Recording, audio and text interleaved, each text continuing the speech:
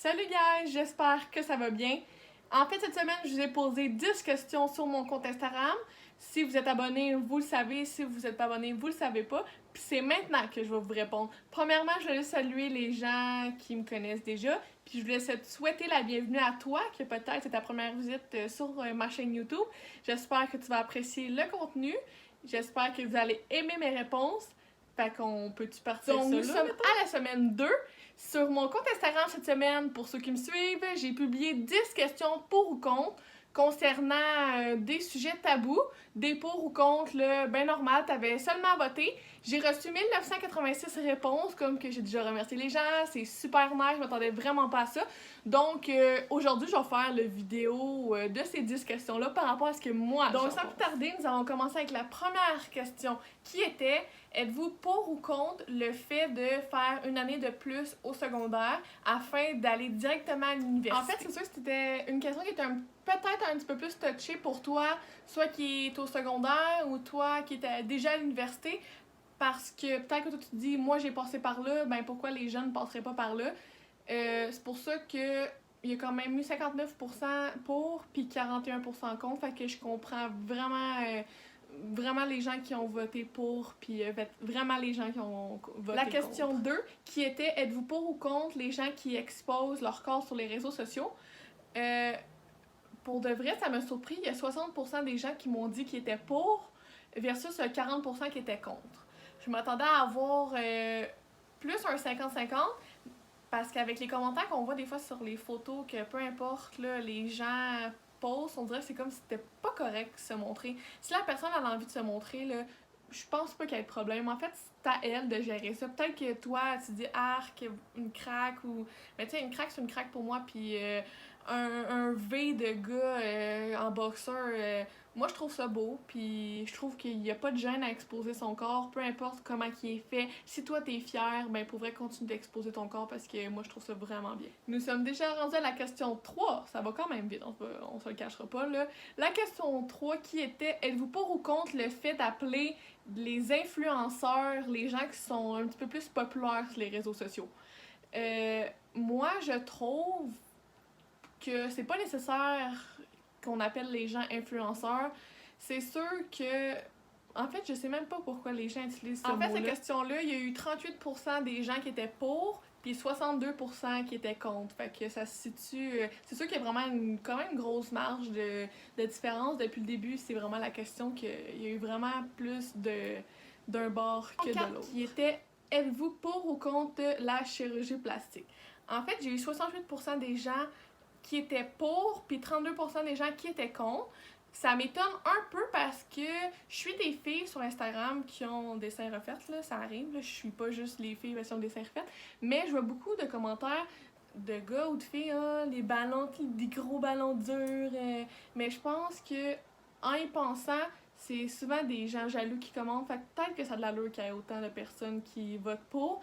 Mais en fait, c'est ça, moi, je suis totalement pour la chirurgie. Si ça peut t'enlever un complexe que t'as depuis que t'es jeune ou imagine t'as un cancer du sein, je trouve que c'est tellement beau la chirurgie, là. En fait, moi, j'étudie en soins infirmiers, puis j'aimerais ça travailler dans le style médico-esthétique. Fait que ce soit les lèvres, les seins, les fesses, les pieds, moi, si t'as un complexe puis tu veux changer, là, ben go for it, là.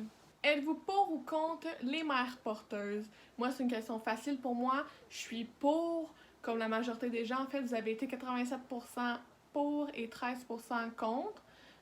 Moi, je trouve que c'est une belle façon pour les femmes qui ne sont pas capables d'avoir d'enfants, d'avoir un recours à quelqu'un qui peut le faire pour vous. En fait, c'est sûr que tu n'auras pas le bébé dans ton ventre, mais si tu veux vraiment des enfants, puis c'est important pour toi, puis pour ton chum aussi, c'est important d'avoir comme le lien de sang avec le bébé.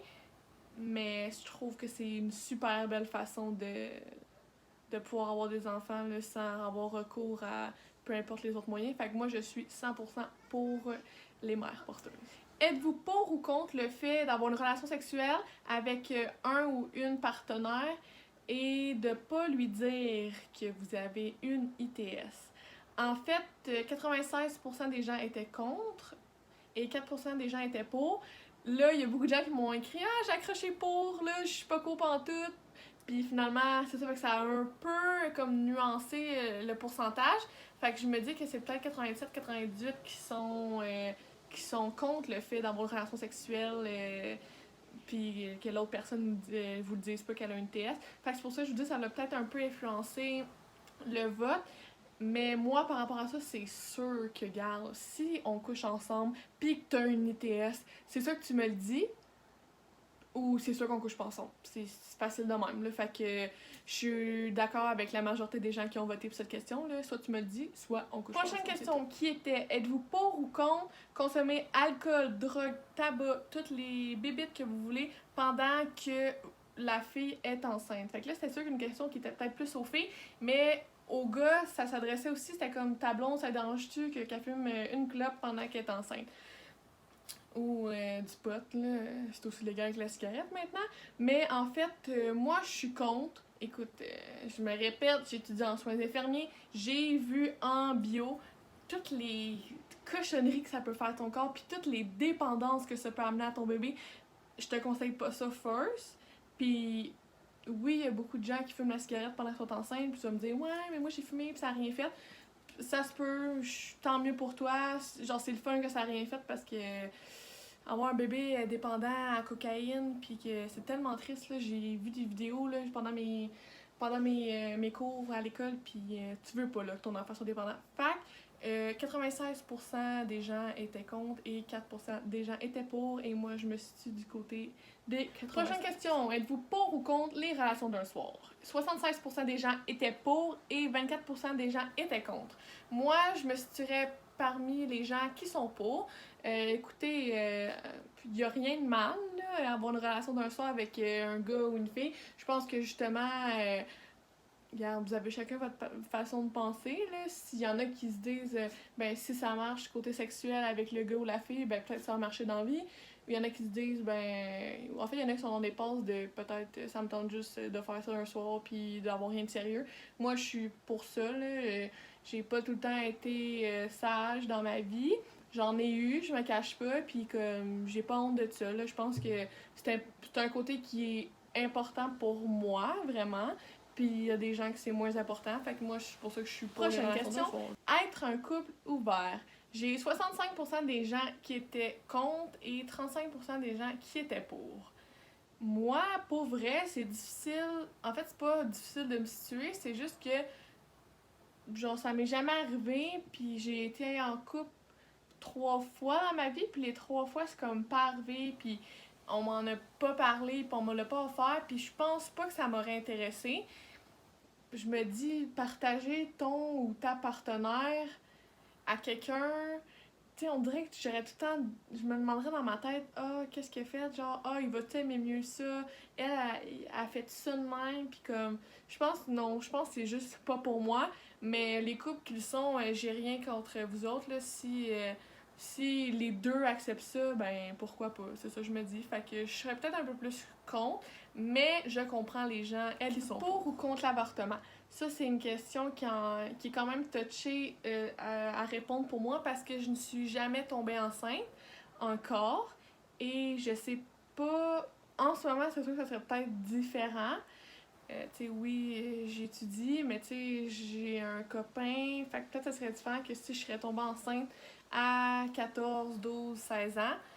J'avais pas une vie stable, je savais pas ce que je voulais faire. Fait que je crois que ça dépend de la situation de la personne.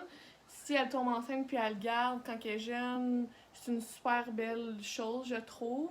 Si, je veux dire, c'est une belle chose si elle est capable de s'en occuper puis ça va bien.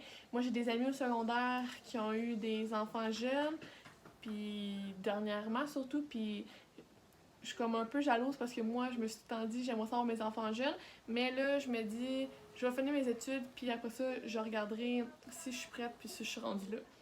Mais je peux pas vraiment dire de pour ou contre parce que je suis jamais tombée enceinte dans une situation extrême, mais je crois que globalement, je serais pour, tout dépendant du motif que tu as face à l'avortement. Et en fait, 77% des gens étaient pour et 23% des gens étaient contre. C'est ça qui conclut mon vidéo de cette semaine. Merci à vous, guys, d'avoir été répondu à mes 10 questions sur mon compte Instagram. Si vous n'êtes pas abonné, faites-le. Je vais mettre mon nom juste ici, ça va être pour mon Instagram. Sur ma chaîne YouTube, n'oubliez pas de mettre un pouce si vous avez apprécié et de vous abonner à ma chaîne. Je vous remercie énormément du temps que vous me donnez, de la confiance que vous m'accordez, ça me fait vraiment chaud au cœur. On se revoit bientôt dans un prochain vidéo, guys.